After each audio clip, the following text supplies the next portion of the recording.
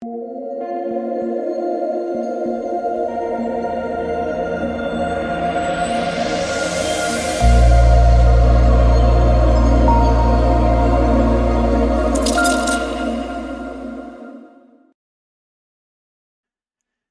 what is going on, guys? This is DK.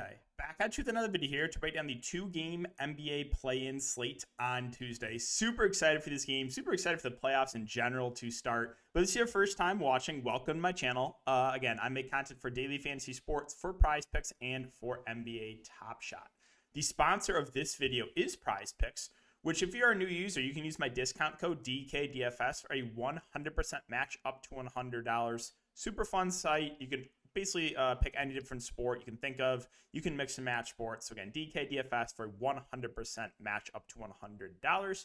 And if you are looking for more in-depth content, I do offer that on patreon.com.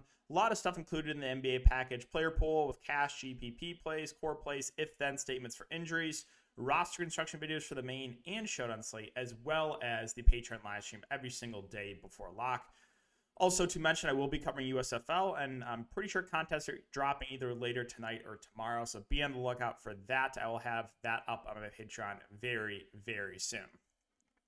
But, yeah, with that all being said, let's get into the video. So really quick, let's go over my lineups here from the last couple days of the NBA regular season. Now, I was really hammering this home on Patreon, but the last couple slates of the NBA season, I think it's the biggest edge. Sure, there's a lot of, it's stressful, right? Because you're keeping an eye on a ton of different teams, and all of these teams are resting everyone.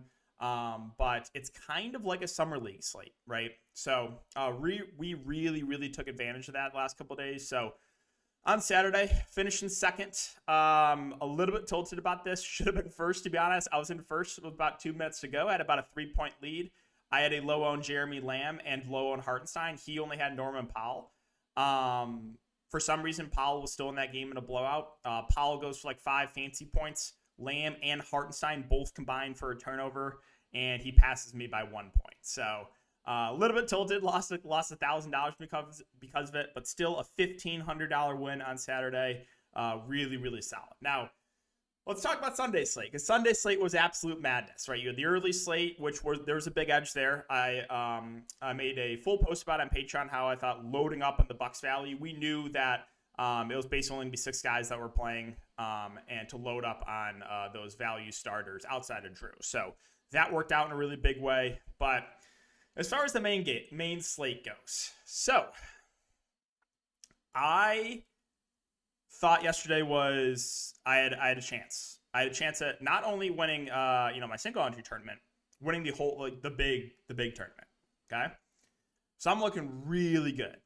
I'm looking really good. And let me just last couple slates. So Isaiah Roby, right?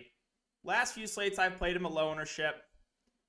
Both times just massive foul trouble, right? Just 2 games ago he was on pace for 50 plus and just massive foul trouble in the second half, barely played. The most previous the most previous Thunder game, not the last one, was when he basically fouled out in 10 minutes. It just put me through incredible pain. But here's the thing, right? The Thunder were only going to play 6 players. So I was like, okay, I like Jalen Horde, and I play Jalen Horde, but no one's going to play Roby. And I think he's a really sneaky play. In the first half, Isaiah Roby way outperformed Jalen Horde. I think Roby had 26 at half, 25, whatever he finished with. And Horde, I think, had 16 or 17. So it was looking great, even though I did have both, because I had extremely low-owned Isaiah Roby. So again, I am basically in first place already, right? This was even with a few minutes to go in the third quarter, but I was going to win this tournament with ease. I'm thinking, okay, I've had so much bad luck with Roby foul trouble, just constant, just the last few weeks, just ejections and injuries and random blowouts and just all this stuff. I'm like, finally, this is going to be my night where I have a chance to win the $50K up top. This is it, right? Finally, no bad variance.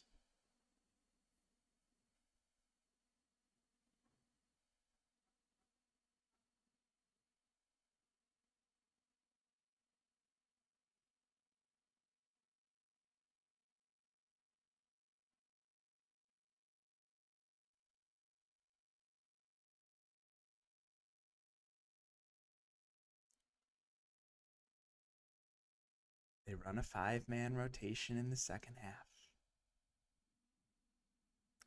They run a 5-man rotation in the second half. Isaiah Roby, finally stays out of foul trouble. Playing too well. Benched. Doesn't come back.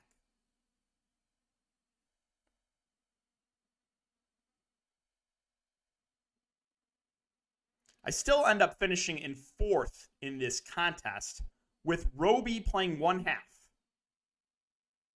Again, I get first for sure in this one. That's 2,500.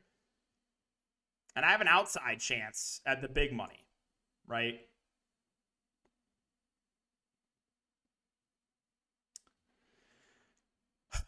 So going over the rest of my lineup from Sunday. So what I was hammering home on Patreon was the Knicks. I absolutely loved Quickly and Toppin. They were higher owned than I thought. I thought they were going to come in at lower ownership, but I was all over Quickly and Toppin because I knew they're going to play 40-plus minutes.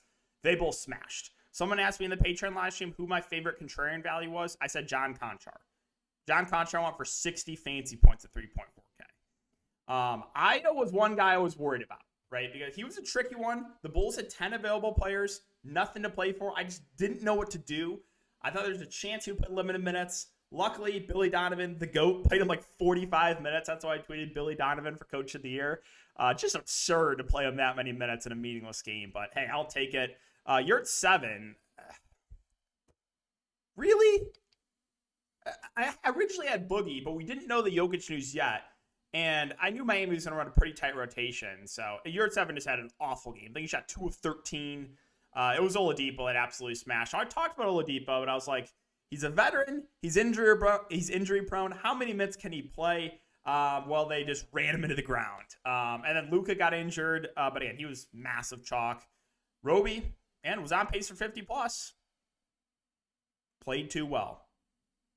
5-man rotation.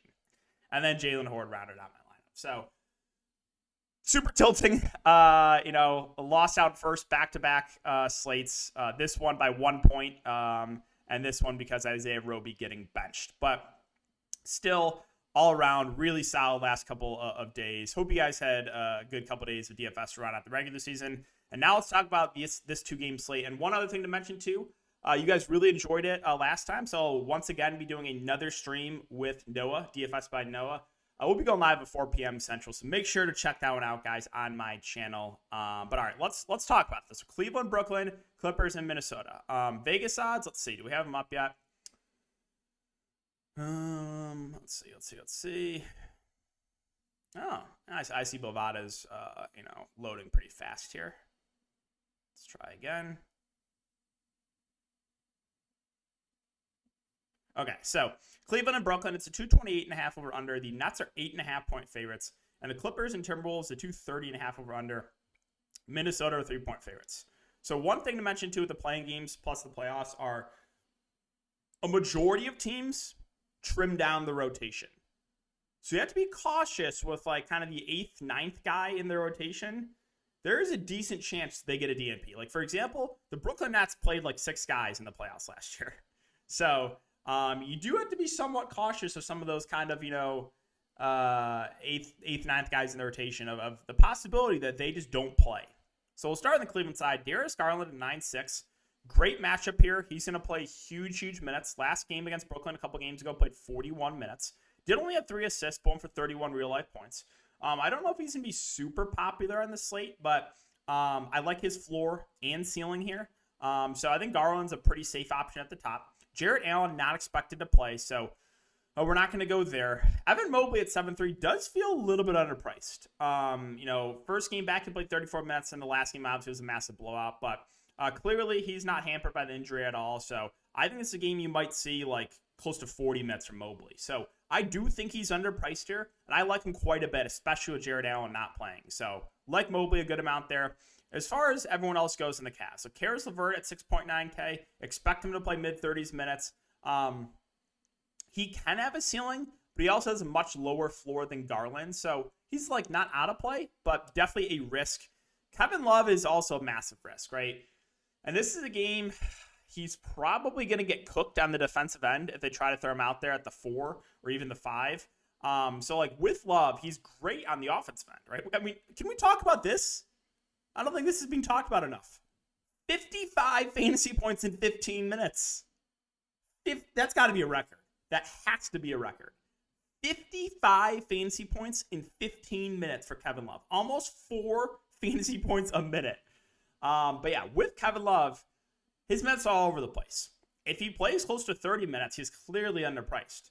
But there's also a chance that he only plays like 15 minutes in this game. So Love is one of those guys that's a high-risk, high-reward play because his minutes are not secure at all. Lauri Markkanen, 5'9", you kind of just know what you're getting from him. Most of the time, he's going to play like low 30s minutes. Most of the time, he's going to give you like 25 to 30 fantasy points. Yeah, he's just there for me. Like, if you play him, sure, I'm not prioritizing him at all. Moses Brown at 4.7. Can't do it, right? Basically been out of the rotation. Maybe he plays a little bit, but yeah, it's not worth going there. Rajon Rondo at 3.9 probably plays a little, but I don't think it's enough for me to get to him. Now, 2 other cheap plays I want to talk about. Isaac Okoro 3.5. It's really gross. I absolutely hate playing this guy. But, he's probably playing 30 minutes. So, yeah, unfortunately, he's in consideration. He has shooting guard, small forward eligibility. The thing with Isaac Okoro, you can play him. He can play 30 minutes and give you 5 fantasy points. That, 2 games ago against Brooklyn, 5 fantasy points in 28 minutes. So, the minutes should be there for him. Will the production? I don't know. Now, here's one I'm really torn on what I want to do with. That's Cedi Osman, because for a while, he was kind of out of the rotation. He kind of goes in and out of the rotation, but when he plays minutes, he's pretty productive. Now, 26 minutes against Brooklyn here, 27 in that massive blowout against Milwaukee. Does he play in this game, right? And if he plays, how much does he play? So here's the thing. If I knew Cedi Osman was going to play 20 minutes in this game, I think he would stand out as a pretty good value. I just don't know if he plays, number one, and if he does play, how many minutes does he get? So he's one that it's a pretty big risk. He's one of those fringe guys, right, that could be in, could be out of the rotation. So yeah, and then Lamar Stevens at 3.2K probably sees around 20 minutes. Probably, I guess he's playable, but guys like Stevens, a guy like Cedi Osman, there's a chance they could get a DNP here. All right, on the Brooklyn side. So, Dragic's news has been all over the place. I want to start with that. So first he was out, then it was a small chance he would play, and now he's cleared. So the Nets do have Dragic, so we'll circle back there. But as far as the top guys go, KD, Kyrie. So, they're going to play 45 minutes each in this game. They're rarely going to leave the court. You've seen a couple times where Kevin Durant has played the entire game last year in the playoffs. So would I be shocked if Kevin Durant plays 48 minutes in this game? No. I think that's definitely possible. So with KD and Kyrie, obviously love both. I think KD's safer than Kyrie. The only issue is there enough value to get him in, right? But he's both these guys should play basically the entire game. So I like both KD and Kyrie. I don't think that's a contrarian take at all. It's just a question of, all right, how much value is there? Or is there enough value that you feel confident in to get one of these guys in there? Drummond's another one that's he's kind of like a Kevin Love, right? Very productive when he's on the court. But he could get played off the court because he's just awful in the defensive end. So, yeah, last couple of games, 38 and 41 minutes. He played 24 last game against Cleveland. The one thing I will say is Cleveland's a relatively big team with Mobley, with Kevin Love. So maybe Drummond does see 25 or so minutes. So he's someone I like quite a bit for tournaments. It's just a matter of will the minutes be there for him. Bruce Brown, 5.8K, should play big minutes. Again, we do have Dragic back, so maybe he doesn't play 40 or so minutes, but He's one of the better defenders. I assume Bruce Brown's playing like mid-30s minutes. I think he's a fine option. I probably slightly prefer these cheaper guys in Curry and Dragic. Seth Curry said he'll play. I would expect him to play around 30 minutes. He's a good shooter. 4-4, fair price point for him. And then Goran Dragic has missed the last couple games, but I think he stands as a pretty good value play. He'll play. He'll do some ball handling when Kyrie's not out there. And he's not a bad point per minute guy. So I like Dragic a decent amount here for value. I think he's my favorite of those like cheap end guys. Now the rest of Brooklyn. So I don't expect Aldridge to play in this game. I do think we see Claxton. How much of Claxton kind of depends on how well Drummond plays. If Drummond gets run off the court, maybe they do go to Claxton. He's cheap. I expect him to be in the rotation. So I do think Claxton's a pretty solid play at 4K. Kessler Edwards probably plays. There's a chance he could get a DNP, but he may be in the rotation. I don't know if it's worth it to go to him because he's not very productive. And then Patty Mills at 3-4. I would not be shocked if he gets X out of the rotation here with Dragic back.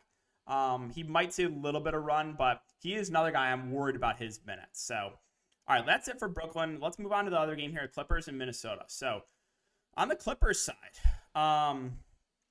a little bit tough to break down because we haven't seen their regular rotation really. They've been involved in a lot of blowouts. We've only seen like 4 or 5 games from Paul George. Norman Powell just came back. So the question is, in a competitive game, it should stay competitive in a very important game, what is the rotation going to look like? I would assume with 8 to 9 guys here. But yeah, at the top, Paul George, I think he plays around 40 minutes in this game. They've kind of taken it easy on his minutes, but he should play all the minutes he can handle. So I think Paul George makes for a good option. He's at a nice discount too off of Kyrie and KD. The rest of the Clippers team, Reggie Jackson, this guy's really pissing me off. If I play this guy, he can't hit the broadside of a barn. If I fade, he's just smashing. He is so up and down, but he will do a decent chunk of the ball handling. I would assume he plays like 30-plus minutes, so he's in play in the mid-range. The centers will be kind of split between Zubac and Hartenstein. Both are good point per minute guys. I expect it to be a relatively even split for both, so they kind of just look like the same to me. I don't think I would play both. You can definitely get to one of those guys. Maybe one gets extended a little more than the other in this game. Other wings, Marcus Morris 5'5", feels a little bit pricey. I think he plays over 30 minutes, but I don't love the price point there. Norman Powell at 5'4" intrigues me. They've kind of taken it easy, brought him off the bench. He could start in this game. He's probably the most productive wing of the wings like him, Morris, Batum, Covington. So I'm intrigued by Norman Powell. I'm curious to see if they do end up starting him or not. Covington himself at 5'3" feels a little bit too pricey. I don't think I can go there.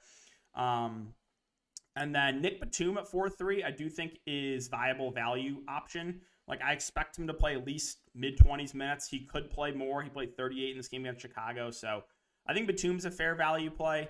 Mann and Kennard probably will be in the rotation as well, but I could see their minutes going down. It's a little bit hard for me to get to either Mann or Kennard at their respective price points. But I think that's it for the Clippers on the Minnesota side. So basically fully healthy team. Again, D'Angelo Russell is not on the injury report. So at the top, we have Cat, we have Edwards, and D'Lo. Again, the tricky part about this team is who's going to have the big game, right? All 3 have a ceiling. All 3 have shown a floor as well. But in a super important game, I think we get pretty big minutes from the big 3 here. I think we might see 40 minutes from Cat, 40 minutes from Edwards, and maybe like 36 to 38 from D'Angelo Russell. So with that being said, I think all 3 are a little bit underpriced. Karl Anthony Towns should be able to feast in the spot, whether it be Zubac or Hartenstein. I think he looks great as a spend up. I think Anthony Edwards at 8'3" is a fair play. Again, I can never, ever get this guy right, but he clearly has a ceiling. We saw it a couple games ago. And then D'Angelo Russell, 7K feels too cheap. The issue with him all year has been they've kind of taken easy on his minutes for a good portion of the season where he's kind of capped at around 30 minutes. Well, in basically a must-win game here, don't be shocked if you see like close to 40 minutes from D'Lo. Again, I think rotations tighten up. So I think D'Lo is very underpriced at 7K. Probably my favorite of the big 3. Other options. Patrick Beverley, 5.2. I think makes for a pretty good value play. Little revenge game against his former team. He's a do-it-all guy. He's a good defender. I expect around 30 minutes from him. I think he's a solid option. Now, the rest of Minnesota where it gets tricky. So we know those 4 are going to be a big part of the rotation. So Beasley should be in the rotation at 4.5. Should come off the bench, maybe play around 20 minutes. I don't love the price point, but he does have a ceiling if he can get hot. Naz Reid will play the backup 5. My issue here is, yes, he's a good point per minute guy, but I expect Cat to play more. So we might only see like 6 to 8 minutes out of Naz Reid. So a little bit hard for me to prioritize him. Vanderbilt intrigues me here. His minutes, there's games where he plays over 30. There's also games where he's kind of capped at like 20, but there's not a lot of great value in the slate. He's going to start. I would assume, unless he gets a massive foul trouble, he probably plays at least 20 minutes. And he's not a bad point per minute guy, good rebounder. So I think Vanderbilt's a good value there at that price point. McDaniels at 3.7 should also be in the rotation. I think he's also playable. I would probably feel a little bit better about Vanderbilt, but I also think Vanderbilt gets more ownership than McDaniels.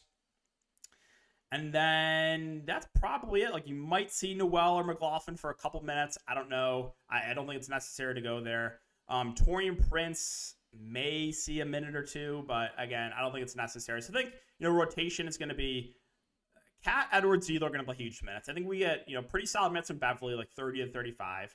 And then you're going to get around 20 minutes or so from Beasley. The backup 5 run for Naz Reid. And then Vanderbilt and McDaniels should kind of, split the 4 minutes there. So that's what I'm expecting for Minnesota. But yeah, guys, I think that's going to wrap it up for the video. So if you guys do enjoy the content, just make sure to hit the like button, subscribe, hit the notification bell, all that good stuff. And again, make sure to check out the stream tomorrow with Noah, where we will be talking about this slate, answer some questions as well. So thanks again, guys. Enjoy the rest of your night, and I will see you all in the next video.